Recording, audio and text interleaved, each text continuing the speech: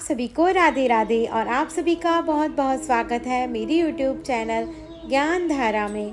आज हम जानेंगे द्रौपदी के पास ऐसा अक्षय पात्र था जिसका भोजन समाप्त नहीं होता था। श्री कृष्ण ने अक्षय पात्र से अन्न का एक दाना खाया, मानो पूरी सृष्टि तृप्त हो गई। तो आइए जानते हैं। महाभारत के वन पर्व में एक कथा आती है। जब युधिष्ठिर जुए में अपना राजपाट को हार जाते हैं तो उनको 12 साल का वनवास और 1 साल का अज्ञातवास होता है। जब पांचों पांडव ने द्रौपदी के संग वन की ओर प्रस्थान किया तो उनके साथ उनके पुरोहित धौम्य ऋषि और अनेकों ब्राह्मण उनके साथ वन की ओर चल पड़े।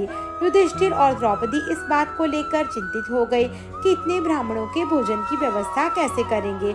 युधिष्ठिर को उनके पुरोहित धौम्य ऋषि ने सलाह दी कि आप सूर्यदेव की उपासना करें।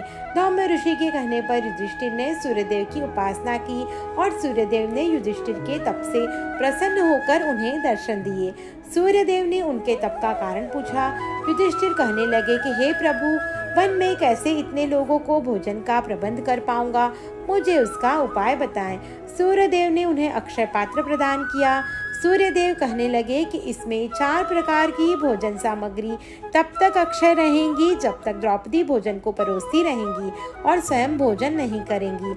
अक्षय पात्र की विशेषता थी कि जब तक द्रौपदी भोजन नहीं कर लेती थी तब तक उसका भोजन समाप्त नहीं होता था। इसलिए द्रौपदी सभी को भोजन करवाने के पश्चात ही स्वयं भोजन करती थी। माना जाता है कि युधिष्ठिर को जिस दिन अक्षय पात्र मिला था वह अक्षय तृतीया का ही दिन था। श्री कृष्ण ने अक्षय पात्र से अन्न का एक दाना खाकर बचाई द्रौपदी की लाज। जब पांडव वनवास में थे तो दुर्योधन ने दुर्वासा ऋषि और उनके शिष्यों की बहुत आदर सम्मान किया। दुर्योधन के आदर सत्कार से प्रसन्न होकर दुर्वासा ऋषि ने उन्हें वर मांगने के लिए कहा।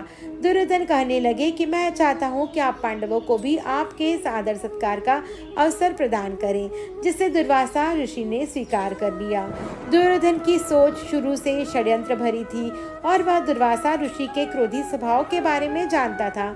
उसे लगा कि वन में पांडव उनका उचित सम्मान नहीं कर पाएंगे और वह दुर्वासा ऋषि के क्रोध का शिकार हो जाएंगे और दुर्वासा ऋषि उन्हें श्राप दे देंगे। दुर्वासा ऋषि वन में अपने शिष्यों सहित पांडवों के निवास पर पहुंचे। पांडवों ने उनका आदर सत्कार किया और उन्हें भोजन का निमंत्रण दिया। दुर्वासा ऋषि ने उसे स्वीकार कर लिया। वह कहने लगे कि तुम भोजन तैयार करो, मैं शिष्यों के सहित नदी पर स्नान करके आता हूँ। इतना कहकर दुर्वासा ऋषि नदी पर स्नान करने चले गए। पांडवों के लिए इतने साधुओं की भोजन कराना चिंता का विषय बन गया, क्योंकि द्रौपदी ने अक्षय पात्र में से भोजन कर लिया था, इसलिए उससे भोजन प्राप्त नहीं किया जा सकता था। द्रौपदी ने दीनों की लाज रखने वाले श्री कृष्ण का स्मरण किया कि हे केशव, जैसे पहले आपने मेरी लाज रखी थी वैसे ही आज भी मेरी लाज रखना। द्रौपदी की पुकार सुनकर प्रभु श्री कृष्ण तुरंत वहां पर आ गए और उन्होंने द्रौपदी से भोजन मांगा। द्रौपदी कहने लगी कि माधव, क्यों आप मेरा उपहास कर रहे हैं? श्री कृष्ण कहने लगे कि तुम्हारे पास तो अक्षय पात्र है। द्रौपदी बोली कि हे माधव, एक दुविधा है कि मैंने उस अक्षय पात्र से भोजन कर लिया है, इसलिए अब उससे भोजन नहीं मिल सकता। श्री कृष्ण बोले कि द्रौपदी, तुम मुझे अक्षय पात्र दिखाओ। जब द्रौपदी ने श्री कृष्ण को अक्षय पात्र दिया तो उस अक्षय पात्र में उनका एक अन्न का दाना था। जैसे ही श्री कृष्ण ने उसे खाया, उनमें संतुष्टि का भाव आ गया कि जैसे कि एक दाने ने उनका पेट भर गया हो। श्री कृष्ण तो स्वयं जगन्नाथ थे, इसलिए मानो समस्त सृष्टि का पेट भर गया हो।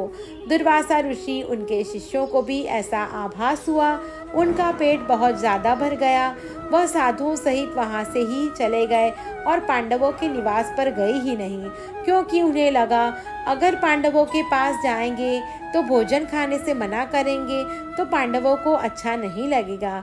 इस तरह से उस दिन श्री कृष्ण ने अक्षय पात्र से अन्न का एक दाना खाया, मानो पूरी सृष्टि तृप्त हो गई।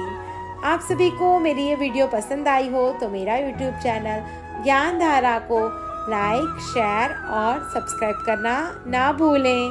धन्यवाद।